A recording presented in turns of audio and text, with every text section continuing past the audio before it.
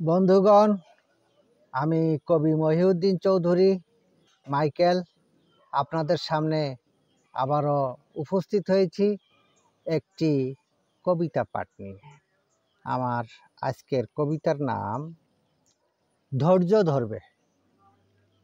আমার এই কবিতাটি আমি লিখেছিলাম 7/9/2022 খ্রিস্টাব্দে। পাঠ করছি। কেউ মন ভেঙে দেবে, কেউ চরম ঠকাবে, অনেকে ঘৃণা করবে, অনেকে মন ফিরাবে, পরিস্থিতি ঘুরে যাবে, সময় খারাপ যাবে, তবুও ধৈর্য ধরবে, পূর্ব অবস্থা ফিরে পাবে।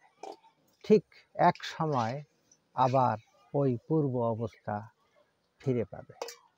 আমার এই কবিতাটি যদি আপনাদের ভালো লেগে থাকে তাহলে দয়া করে আমার এই ইউটিউব চ্যানেলটি সাবস্ক্রাইব করে লাইক, কমেন্ট, শেয়ার দিয়ে পাশে থাকার অনুরোধ রেখে আমি আজকে আপনাদের থেকে বিদায় নিচ্ছি।